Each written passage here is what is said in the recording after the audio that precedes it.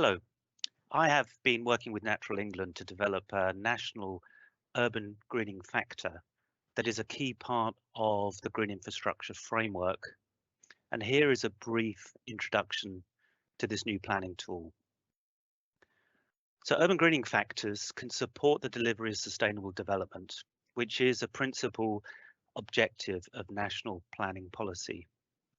So this includes the increasing the provision of green infrastructure to improve the quality of places, creating attractive places that are more biodiverse and better for people, and also places that are more climate resilient to extreme patterns of rainfall and peak summer temperatures.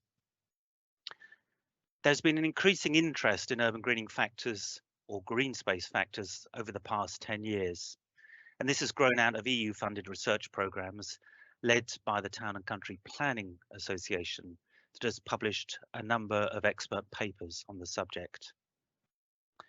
And urban greening factors were first developed in Berlin in the mid-1990s. And so there are three core components of urban greening factors. First, there is a target score for urban greening, and it is a proposed target score of 0.3 is used for predominantly commercial development, and a target score of 0.4 for predominantly residential development.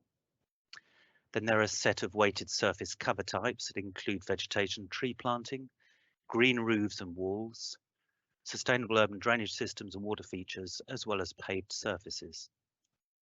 And the third component is guidance on where urban greening factors should be applied. It is recommended they are applied to major developments as defined by planning legislation.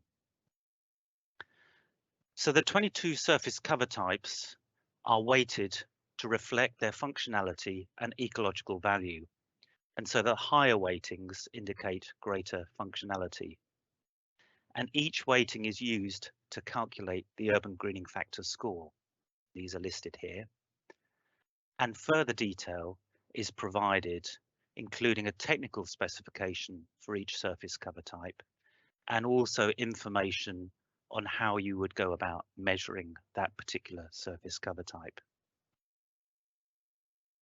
Here's an illustration of how you might go about calculating an urban greening factor score for a development site. That's a theoretical development site indicated on the diagram on the left, with a building footprint, which may be a residential building, and it includes familiar green infrastructure elements such as wetlands, formal lawns, food growing areas, tree planting, hedge planting, as well as some green roofs, intensive and extensive biodiverse green roofs.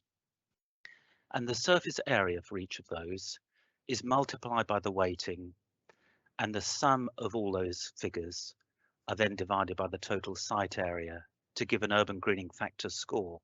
And in this case, this theoretical site creates a score of 0.46, which exceeds a target score of 0.4 for predominantly residential development. And this is very much the process that is used in planning applications. So here, for example, is a planning application for a development scheme in Merton, London. There's a master plan, there's a description and an allocation of different green infrastructure elements. And each of those are calculated with their weightings to establish a UGF or urban greening factor score for the site. And in this case, this scheme scored a 0.54 urban greening factor score.